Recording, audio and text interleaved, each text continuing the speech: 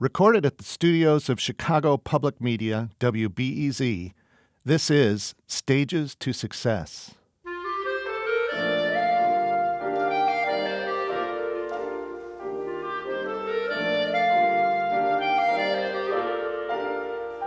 The drive to excel is universal, as is the pride in a job well done. Whether you're staring down a decision maker for a multi-million-dollar contract, a television camera or microphone, a negotiating adversary, or an irate conductor, the pressure to perform can be exhilarating and exhausting. Join me and meet great storytellers from music and business.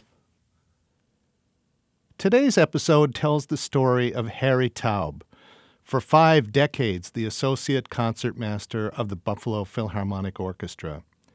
If you attended the Philharmonic's concerts from the late 50s to the early 2000s, you would definitely have seen Harry in the violin section. But there was so much more to his story than his terrific violin playing. I interviewed Harry's wife of 50 years and 2 of his children. We began our chat as I described where I sat at work and saw Harry most regularly. I would sit straight across from him in the pit when we played the opera and ballets, because I'd be usually on first clarinet, but sometimes on second clarinet. And so I had a direct sight line because of the weird way we set up in the pit. So I would be usually the second row behind the flutes, looking right at Harry, because usually the conductor was not so helpful to watch. So I'd watch him. First of all, just condolences on Harry's passing. It sounds like he died at the same time as my own father in 2008, correct? Correct. Yes. And what was the thing that took his life? Heart, cancer, what was it? Cancer. Well, ultimately, cancer. Mm-hmm. Metastatic cancer. Mm-hmm. Well, he was just, he was a real gentleman. One of my fondest memories of him in the orchestra was when we played a concert in Pennsylvania, and we did a run out in the hometown of the Zippo lighter factory, which I'm spacing out on which town it was. But Warren, Pennsylvania. Thank you very much, Suzanne. I think as these questions go farther back into time, you're going to be answering almost all of them. Yeah. I went out to dinner in this little diner with Harry, Harold Nissenson, and one other person who I can't remember. And I loved hearing the stories from the guys and, their days when Harold actually flipped between the Statler Hotel Orchestra and the BPO a couple times, depending on who paid better. And Harry just, he had such great memories and stories. And I don't know, he was just a cool old guy that I liked. I liked hearing what he had to say. What was his last year playing with the BPO? That's kind of a funny story, too. Okay. Officially retired in 2003. All right. But over the summer, he decided that he wanted to continue playing, so he showed up for the first day of rehearsal in the fall. Wow. Everyone was a bit aghast. And they made him actually audition again to hold his chair, which they have blind auditions. Yes. And he won his chair back. Oh my gosh, that is great. So he actually he did not continue as associate concertmaster. He moved back and played in the fiddle section for another year or two. We're kind of a little hazy. Yeah, he played another 1 year or two. So he actually continued playing to about 2005. That's great. And then he gave it up for good. But he just couldn't give it up when they kind of, it was just kind of an age thing. And sure. We thought that was a good story that he just showed up and they're like, but Harry, you retired. We gave you the watch. Right. That is fabulous. And I remember going to a job late in my years with the BPO. Matter of fact, I might have already gone over to the Syracuse Symphony in Chautauqua. And there was Harry in the white jacket and the white shoes and the white belt walking around. And I was just surprised. I thought, man, the guy's out doing gigs. Yeah, he continued playing the summers in Chautauqua, which he did for 20 years. 30 years. 30 years. And what are his total number of seasons he played with the Buffalo Philharmonic then? 51. Well, like I said, he kind of retired, I would say 53 unofficially, 51 officially. Okay. 53 if you count those other 2 years. So over 50 years. Oh, correct. All right. And we're going to kind of, I think that Sam explained this. I'm going to actually work these questions in a reverse chronology just because I find it fascinating.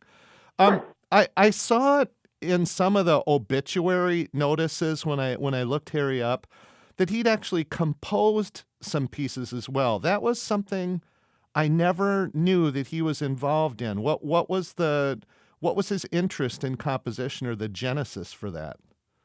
Oh, boy. I think he kind of probably started composing pop tunes almost. He, back in the day.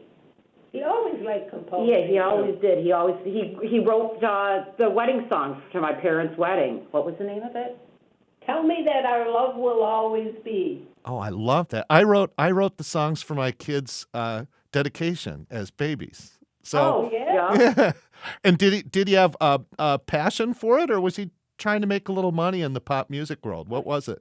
It was more passion. I believe he only has the one piece that was published. He has a few copyrights. He would be up at 2 o'clock in the morning, diddling around on the piano, Yep. chords and Sure. chord migration into all kinds of, maybe avant-garde would be a good way of describing his composition style. That's interesting. I mean, that's exactly what I was doing at 2 o'clock in the morning when I played in the Buffalo Philharmonic. I wish I would have known that. I would have talked with him about it. Yeah. The Associate Concertmaster chair. I mean, I can see him sitting there next to our absolutely amazing concertmaster, Charlie Haupt. We had when my friends from other symphonies would come and visit and hear the BPO in a concert, they were always stunned by how great our violin section was. Just stunned. They'd say, this sounds as good as the Cleveland Orchestra some days. It sounds just phenomenal. And I'd say, we've got an unbelievable concertmaster and it's solid all the way through. And I remember Harry sitting next to Charlie and then taking Charlie's chair a lot because Charlie got a lot of time off. Charles is still living. I see him often. Yeah, and the two of them were night and day as players. Very, very, very different players, both very strong players. And I still remember, though, when Harry had to move back in the section, a lot of guys would have quit. A lot of guys would have quit. But he didn't. He went back into the section and he was a good colleague to, whatever young violinist he got paired with back there, right? Because all of a sudden you're out of the title chair and now you're back rotating with whomever you sit next to that week. Did he ever come home and talk to you about that? Like, I'm really ticked off about this, or I can't believe I'm not sitting in that second chair anymore, that first chair anymore. How did he deal with it as a guy? Oh, he dealt with it just fine because in Chautauqua, he sat in the back of the first violins also. Oh, interesting. For 30 years, he was in the back of the violins in Chautauqua. So when he moved back in Buffalo, it was no big deal. Well, that It shows. didn't upset him at all. Well, that shows that he really liked the violin. He didn't need the big kudos to his ego, right? No, Right. he was not egocentric. In fact, he was probably the least pretentious person I've ever had the pleasure of knowing in my life. Yeah, and I agree with that. Like when I first got to know him, and I was 26 when I joined the Philharmonic, he was always Harry, and he insisted on that. Yes. Yeah. Yeah, and he was the same age as my mother, to 1924, right? Right. Yeah. May 18th, 1924. Yeah, there's something, well, it's probably something way from his background, but we'll get to that. You're just grateful to be around, right? Harry hired me one year on a gig, I think because Sal Andolina wasn't free, who was Harry's favorite, for good reason. Harry hired me to play a Czech Christmas Mass in Pennsylvania. Do you remember that job? Yes, that would be in Warren, Pennsylvania, and the choir director of the church was Alan Slovakia. And he was a friend of Harry's from Chautauqua summers. Harry met him in Chautauqua during the summer, and he said, "Oh, well, can you help me get an orchestra together for these jobs in Pennsylvania?" Yeah, and More than the Christmas Mass, he was going down there quite often for chamber concerts. As choir director of his church, organist and choir director, he was constantly arranging little chamber concerts, and he would call Harry to bring an orchestra, a small orchestra down. Okay, so that fascinated me, okay, because I could tell, number one, this little choir in this little church, they knew this Czech Christmas Mass by I'm not going to remember the name of the composer. It's a beautiful little piece, and I have a CD of it actually, not our performance, but of the piece. And they were so well prepared. They knew it basically by memory. This little choir, they were so good at it. So they must have done it, year by year. And I could tell that Harry was really tied in to that piece and that congregation. And at first, I thought, my first thought was, wow, Harry's Catholic? I had no idea. I thought he was a Jewish guy. And then I realized, of course Harry's Jewish. We talked about this already. So it was a musical connection, but he had a real friendship relationship with that church. Talk about it. Well, it was through Chautauqua. There was also a woman in Chautauqua, a patron, very wealthy patron named Kay Logan, who was a flutist, but not in the Chautauqua Orchestra. She was retired from somewhere, I don't remember where. Mm-hmm. She had a reception in her home in Chautauqua, and Harry played violin and Kay played flute, and Alan Slovakia was there. He was personal friends with Kay. And so that introduced Harry to Alan, and music took precedence over everything. I agree. It was really. No matter the denomination of the church or whatever, Harry was willing to play music anywhere, right? Anytime. There was.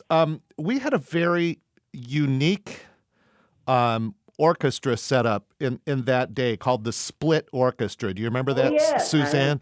And it had been an innovation from one of the previous executive directors. I think his first name was John, who saw the potential for our orchestra to make a lot more money if we could have half of them playing the Messiah, the other half playing the Nutcracker, half of them playing a Pops concert, half of them playing an opera into those smaller venues. Yes. So I ended up playing a lot of the pit services, and so did Harry. He played the great majority, if not all, of the pit performances, because I got the feeling that was something Charlie didn't want to do. Exactly. I personally, as a clarinet player, we get the greatest book in every opera. I'll take the first clarinet book in any opera. But did Harry like playing in the pit? He was good at it, and he was always prevailed upon to do it. Do you remember any discussions about that? Well, I know he loved it. He truly did like it, and I always thought that Charlie may have been a little claustrophobic. It could be. Some people really don't like playing in the pit. They don't like how soft you have to play to accompany the opera, and they don't like the rigidity of some of the stuff that happens when you're doing the ballet. You know what I remember about what I remember, and is it Sharon? Is that right? Yeah. Sharon might know about this as a daughter. I remember distinctly when Harry would play the big violin solo from Swan Lake. Oh yeah. And I'm practically staring at him because I'm 2 chairs away on the opposite side. And I could see that he was still nervous. And that made an impression on me. Not that he's incompetent, the exact opposite. There were a lot of people sitting back in their chair and just kind of slogging through it. And there was something about him. You could tell he was still energized by the nerves of that big solo. It meant a lot to him. Did you as a daughter see that kind of drive and that intensity, that what was important to Dad really came through? Yes, I'm not sure if I guess you could say maybe he was nervous. I think he just always wanted to play the best he possibly could. And I think it was very important for him to pour his emotions into his music. And yes, I mean, I still cry when it's difficult for me sometimes to listen to violin concertos that I remember my father playing, because I get all choked up. But yes, I could see the intensity and the emotion every time I would hear him play and watch him too. Yeah, it had effect on me as a young player. I don't know why. Just, you know what, that guy right there, he really gives a damn. You know, he wants to make sure that those younger players my age in the back of the violins know how hard he's working. I think it's kind of interesting to note that for 2.5 years he didn't touch the violin when he was in the Army. Yeah. And then when he was discharged, he also had some hearing loss because of all the concussive guns and everything going on. Uh-huh. It was important to him when he came back to get back into school and to perform. And we're going to touch on that, believe me. My understanding, correct me if I'm wrong, is that Harry actually came to the Buffalo Philharmonic from the Cleveland Orchestra. Is that correct? Yes. That's correct. So our principal horn, Roy Wass, did the same. Now with Roy, I know it had a lot to do with his computer business and the fact that Dr. Zell did not like that one of his players was involved in something other than worshiping him and his orchestra. What prompted Harry to go from the Cleveland Orchestra to Buffalo? Was it money? Was it was it a title chair that he had always wanted? Yes. His senior recital at Oberlin Conservatory, he played the Beethoven Violin Concerto, and George Zell was in the audience. Wow. To Harry. George Zell was in the audience, and right after the recital, he came up to Harry and said, "I want you in my orchestra." Amazing. So Harry played in the back of the violins in Cleveland. Yep. After how many years? William Steinberg, the music director of the BPO back in the early 1950s, was a guest conductor with the Cleveland Orchestra. Okay.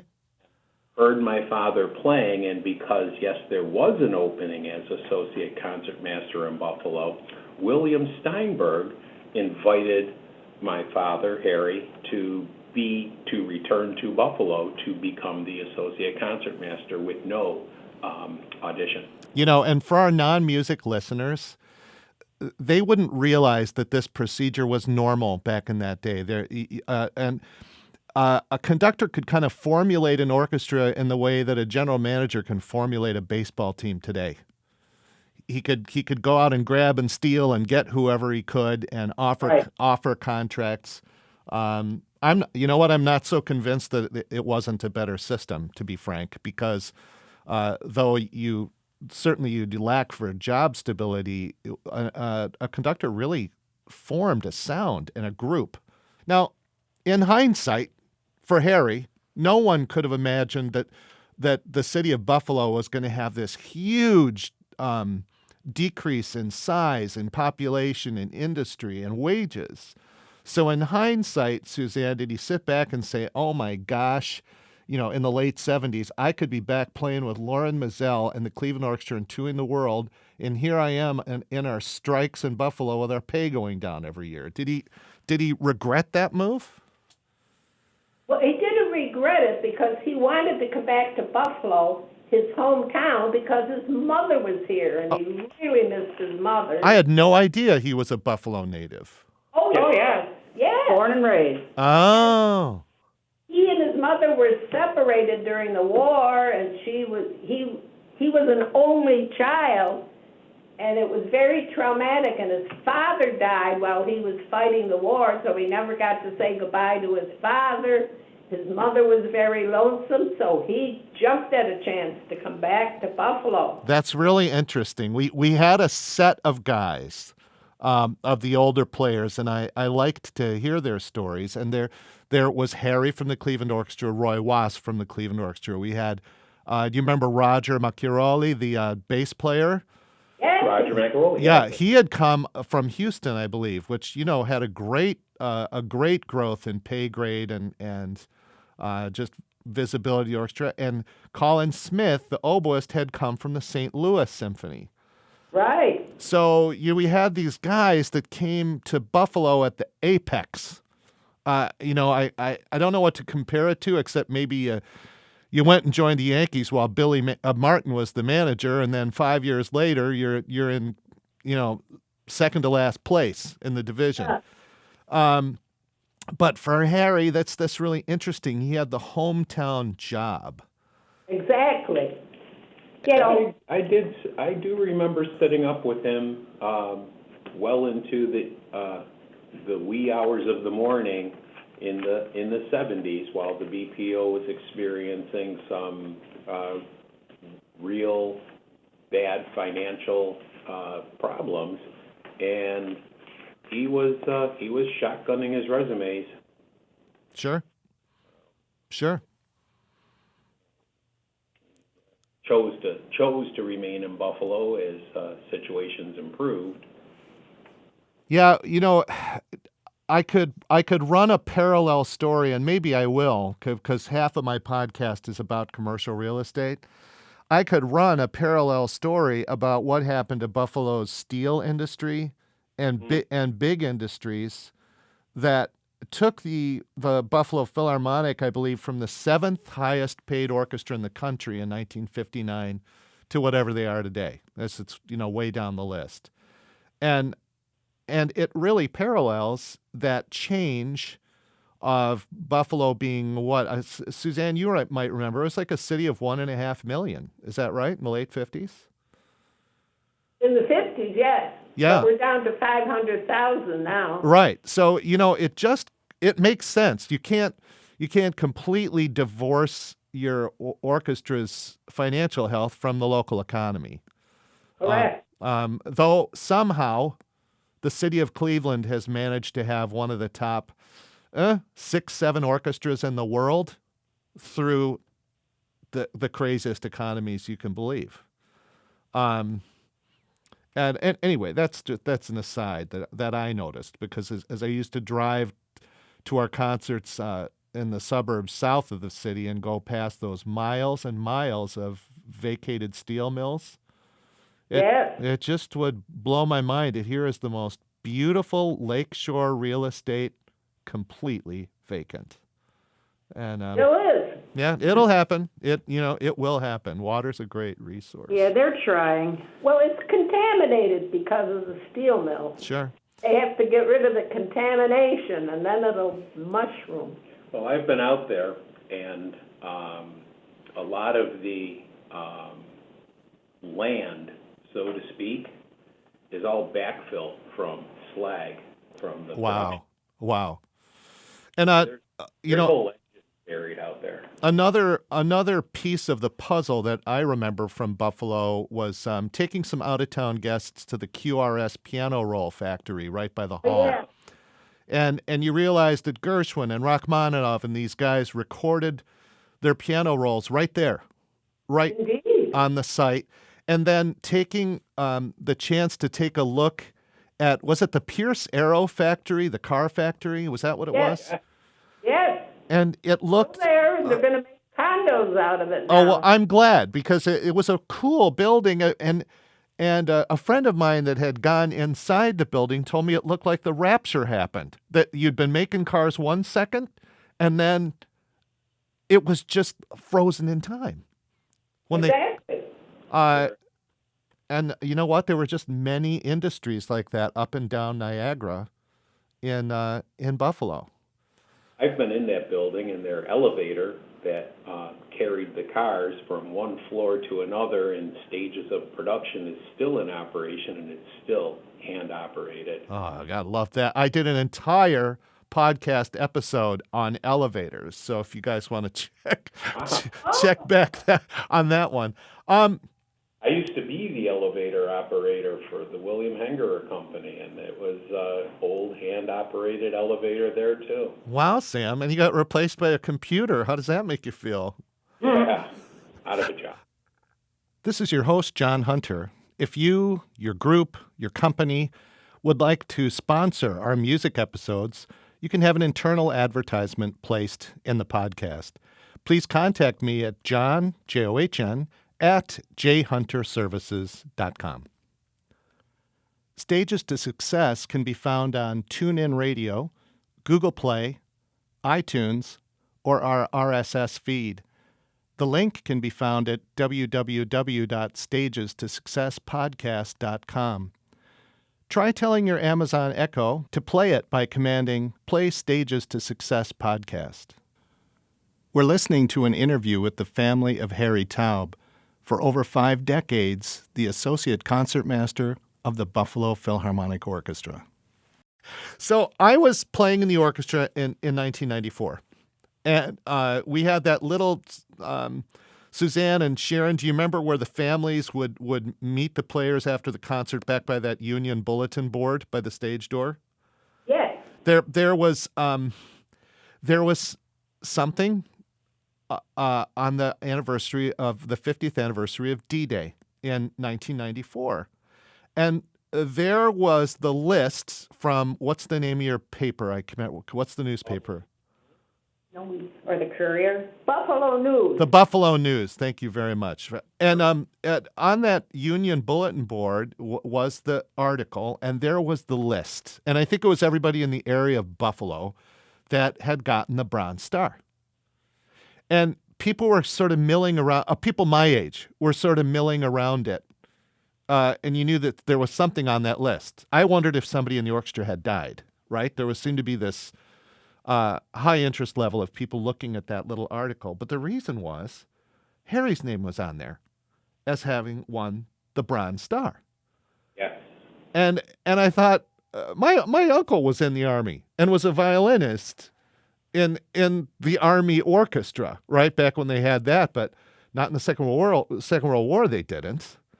And so I thought, what's the deal here? Fill us in, because the kids weren't alive then.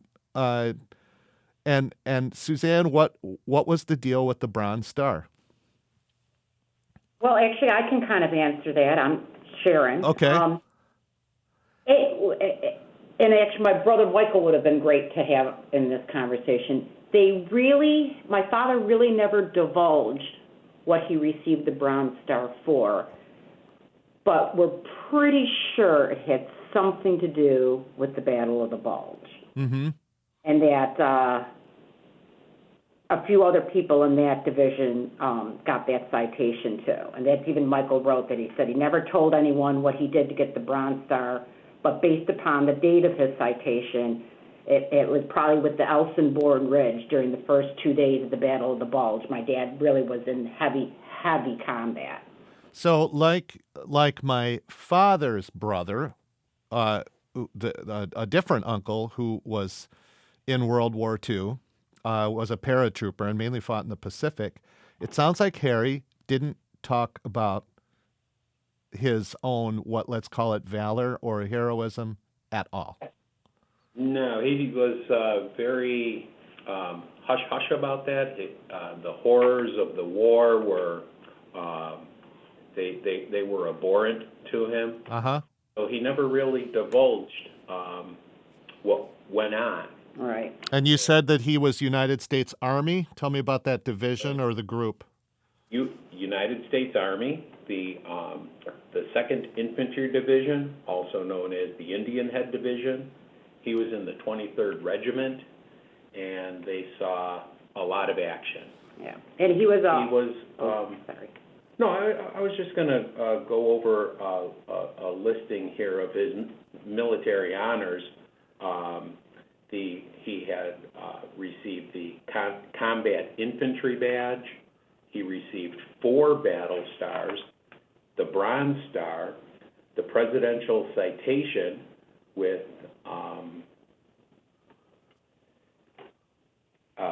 with a cluster and the Purple Heart. And Three Purple he Hearts. actually received 3 Purple Hearts. Oh, that I didn't know. So he was injured. He was also awarded the New York State Conspicuous Service Cross, and from the government of France, received the Jubilee Medal of Liberty. So this, to and me, I was present at that ceremony. that is neat. This gets back to sort of the crux about why I wanted to talk about Harry Taub. Because this part of him, right, we never saw. No. And what he was a violinist. And when all this stuff started to happen, remember the 50th anniversary of D-Day, how big it was? Yeah. All of a sudden I realized, oh my gosh, Harry's like my uncle. And I wondered if I could get him to talk about it. I had no luck with my uncle. And one of the other older guys, and I forget who it was, said that Harry was some sort of sharpshooter. Is that correct? He carried what was called the Browning automatic rifle. So I don't know, which was almost like a machine gun. It was very heavy, and my dad was 6'1", so that's why they assigned that rifle to him. There were only a couple at each division that carried that rifle. Right. It's also known as the BAR, not to cut you off, Sharon, That's but right. just to make it clear that the Browning automatic rifle was a longer range and more accurate machine gun, hence sharpshooter. Well, Right. you know what? It kind of fits the personality, right, of a guy who would totally be obsessive about the technique of the violin. Yeah. Oh, yeah. What interests me about that whole generation is Karen and I, my wife, she's a piccolist. We were reading an article about the Cleveland Orchestra in the 1940s, and I believe 30 players went to the war. In the Second World War, between 41 and 45, 30 players went to the war. Only 11 came back. Wow. And so I got thinking, geez, I wonder if Harry was one of those guys that was part of that set of players. But it sounds like Harry went straight from Oberlin to the Cleveland Orchestra. He was a freshman at Oberlin Conservatory. Oh, When the war broke out. Right. And he volunteered. He went into Cleveland, and he didn't want to be drafted, so he signed up in Cleveland in his freshman year. okay. So he was serving in the military before he got his first job in an orchestra. Yeah. Correct. Yeah. He was still in Oberlin. His And- Oberlin studies were interrupted And by he- his enlistment. And he did not get to pick up his fiddle for 2.5 years.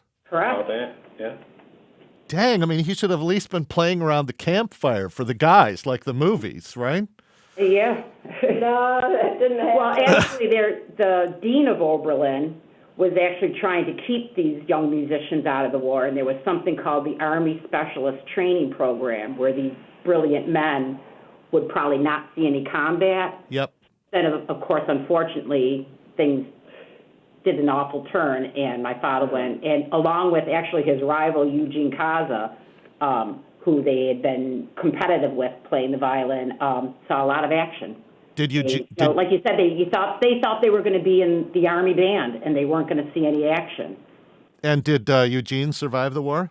He did, and my father and he remained great friends until the end of both their lives. And Eugene's son Roger is now playing with the Chautauqua Symphony. Oh, that's cool. When by the time Harry left the military, what was his rank? Technically sergeant, but he never officially got his stripes because he just didn't want to deal with the paperwork, and he would have had to stay in the Army another 8 months.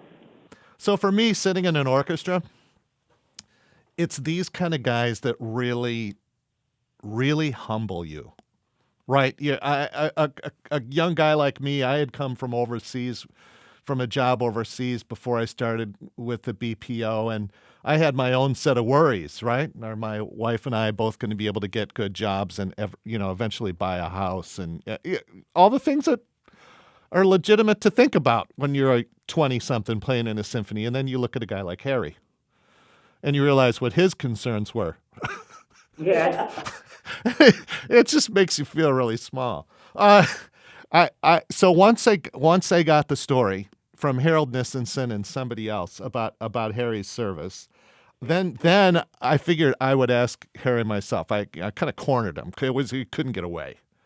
As you can imagine, I like asking people questions. So I say, Harry, tell me, as you're actually a rifleman, a rifle corps guy in the Army, and he nods his head. And I tried to get him to talk a little bit about why he had this Bronze Star, la-di-da. And like you, he wasn't going to give me much. So I think he said the typical thing, I'm not the real hero. The real heroes are the guys that died, right? Did he ever give you that line? Yeah. The real heroes are populating the cemetery. Right. But I do remember saying, okay, Harry, you're Jewish, right? And he gives me the nod. And I said, so did it give you any sort of special satisfaction to be shooting these Nazi soldiers? My mother has a much better theory of the Nazis were actually the officers and the old guys. Okay. And the kids in the trenches were just simply kids that were, following orders to either, put a gun in their hand or be shot. Okay, we'll talk about that a little. Did he ever talk about that? Did he ever? No. Minimally. But the political landscape is that the real Nazis were the generals. Mm-hmm. And now Harry was extremely humble about the whole thing. Suzanne, did you know him at this age? Had you met him yet? No, I did not know him. I didn't meet him till he was playing in the Buffalo Orchestra. Oh. And I was a student at UB taking music appreciation. I was 12 years younger than Harry. Uncle, well, you really appreciated music. You married one. Yeah, that's how we met. So did you go to a music appreciation concert at the BPO and say, I'm not sure if I appreciate this music, but I sure appreciate that guy right there? Is that kind of how it happened? Oh, he has been known to tout that he appreciated the blonde. I was right in the front row. That's a He great... over the stage and he said, "Hello, Blondie." Did he really from the stage? Yeah, he had come out early to warm up. That... I was there early reading a book in my seat, in the first row, reading a book. That is amazing. And you're just some co-ed? Yeah.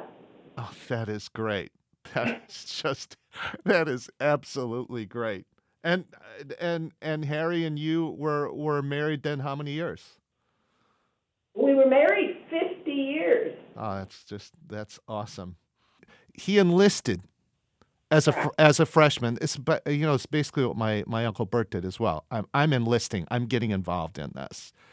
And then you say he doesn't play his fiddle for 2.5 years. How did he reintegrate his life, not only as a player, emotionally with what he'd seen, right? I mean, we hear all this stuff about PTSD. How did he get back into just going to a conservatory where his biggest worry was playing nice Bach, and then into an orchestra? How did he make that transition from basically a United States soldier in some of the worst action our country's ever seen to being a guy on the concert stage? Well, John, I think I'd like to interject a small story here that my sister, Sharon, resurrected, and I'd like you to tell the story, Sharon, of how he met Yehudi Menuhin. During the war, even though my father wasn't playing, Yehudi Menuhin was giving a concert in the cathedral in Salisbury, England. Cool. And my father was on leave with a couple other people, and they drove there and listened to this beautiful music. And my father met Yehudi Menuhin, who was one of his idols. That's neat. And he signed my father's program. And years later, Yehudi Menuhin played with the Buffalo Philharmonic, and my father pulled out the program, and Yehudi Menuhin was just like, oh my gosh, that's amazing, and re-signed the program again. Oh, I love that. So even though my father didn't play, he still, he always said that almost got him through the war, just to hear that music and, be transported again. Yeah, back to real life for a second. Yeah. And then how did he put in the clutch and get back into regular gear as a violinist? He had 2.5 years off in the prime of your practice years. Every player knows that. Age 19 to 22, 23. Those are your formative years for your technique and your playing. How did he do it? Well, he went back to Oberlin Conservatory. They welcomed him with open arms, and the professors there just nursed Harry along. It really saved his sanity. A lot of soldiers came back with post-war syndrome, but Harry just dove into his music, and he was able to make the comeback, and it saved his sanity, I think. Did you feel like, in 50 years of marriage, Suzanne, did you feel there were certain memories or certain things that could really derail him or make him really sad? Well, yes, that existed. He could get really sad at times, but the music brought him back again.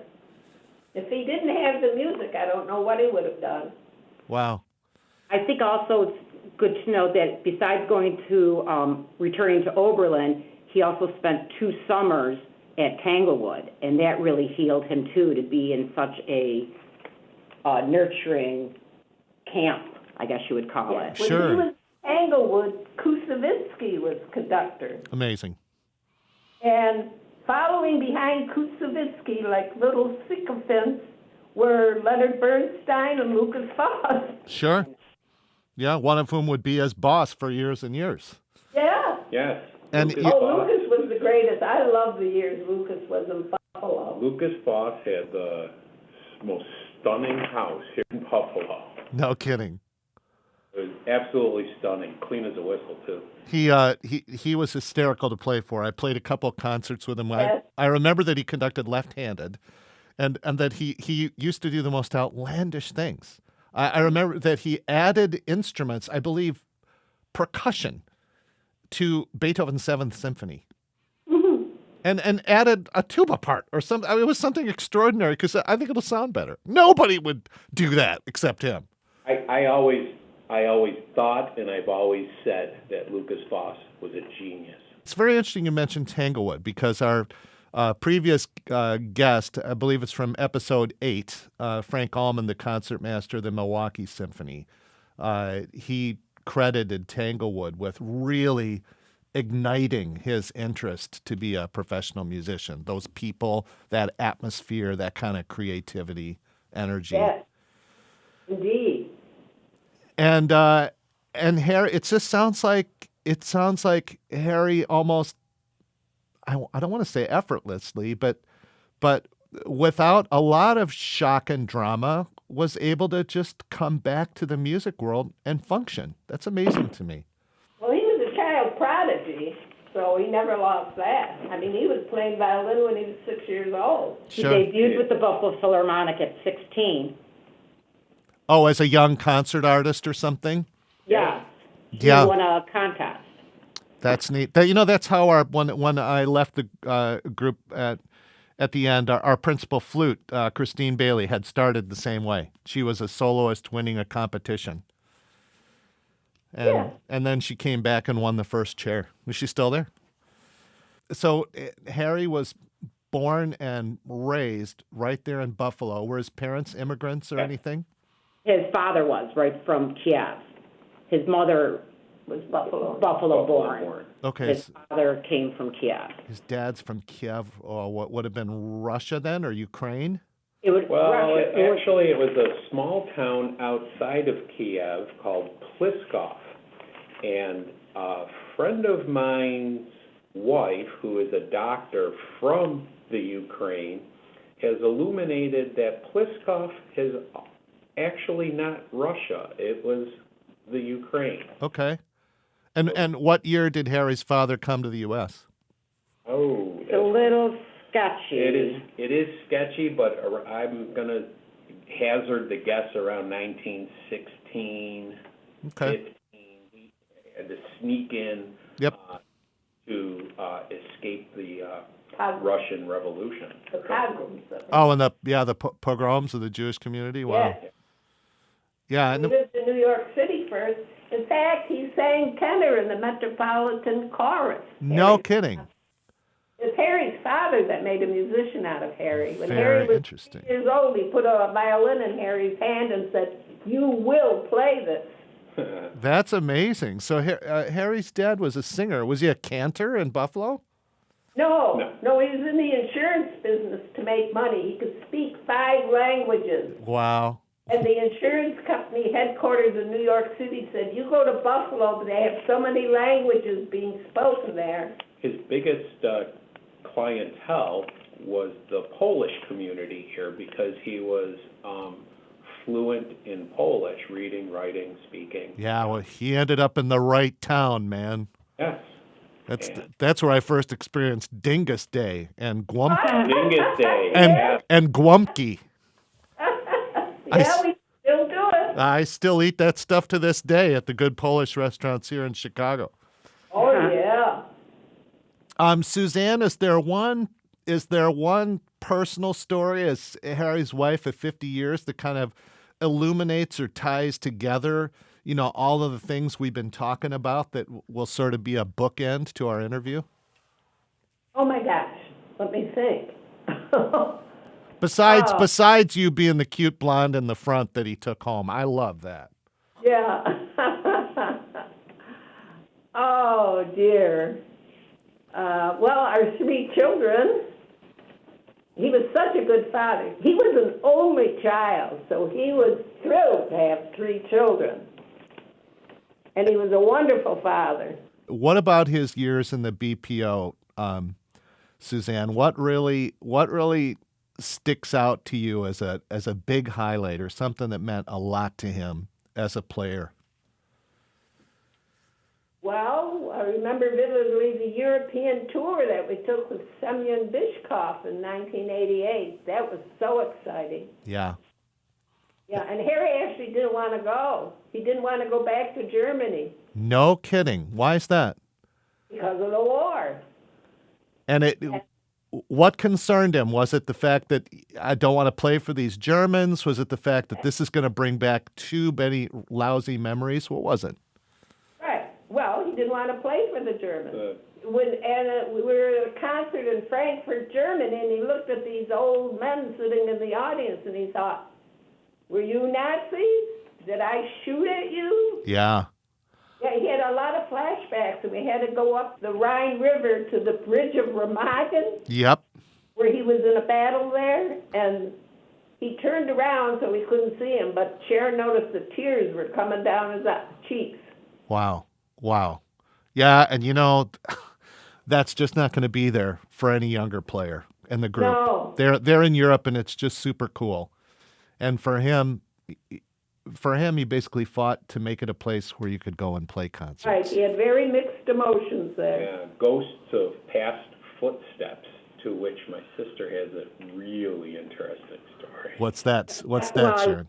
I just wanted to mention when I went through a lot of my father's things, I came across, notebooks and letters and stuff, but I did kind of highlight this one part that after 2.5 years, alluding back to what we were talking about, he said after 2.5 years, the violin had gathered a lot of dust, but within a month, just to prove I could do it, I played the Chaconne by Vitali on a student recital. He goes, the relative abruptness from the dirt, death, and carnage of the war to the beauty and peace and wonderful world of music, literature, and talent at Oberlin offered an extraordinary experience. So I think that kind of, just going back to Oberlin and being immersed in that helped a lot in the healing process of my dad. That's perfect. And, those 2 stories, taking the trip up the Rhine, Suzanne, and seeing the bridge at Remagen, that is iconic in our history. It was very emotional. And the movies. I mean, there's just whole movies and books about it. And then his reflection, Sharon, in that paper. That's just it's perfect, and it kind of speaks to the guy that I just didn't know well enough. I'm a wind player, clarinet player. I'm one of those guys in the back, right? And we didn't get to know each other that well personally, but especially talked to him a lot in Warren, Pennsylvania, of all places. So, Yeah. and I kind of got to see the guy who was willing to be a regular guy with a 20-something. I bet he was a good dad. Going back to memories of the Buffalo Philharmonic, when famous soloists would come in, I would make sure I'd go to rehearsal with Harry and hear the rehearsals. I heard Vladimir Horowitz, Glenn Gould, Pablo Casals, Wow. Aaron Copland. Yep. Sitting through a rehearsal with these famous musicians was such a thrill. I totally agree. Yeah, Andre Segovia. Wow. Yeah, I remember, you remember Judy, the old lady that sat at the back door? I do remember Judy, Yeah. yes. One time she and a guy named Doug Langell showed me the guest book that the Kleinhans Music Hall had kept. Oh, yeah. My goodness, that thing must have been worth $1 million. The signatures in that book. Yes.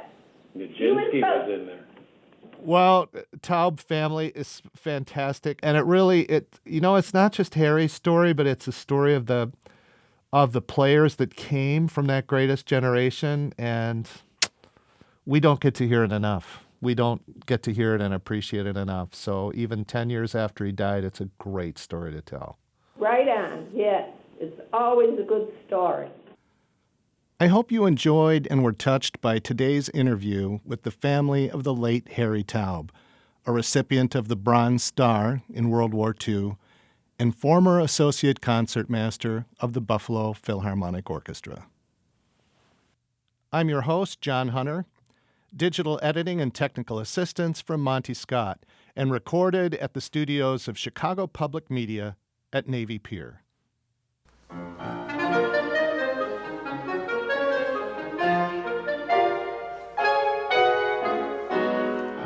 Join us again for people and stories from the worlds of the Symphony Orchestra and commercial real estate for our next episode of Stages to Success.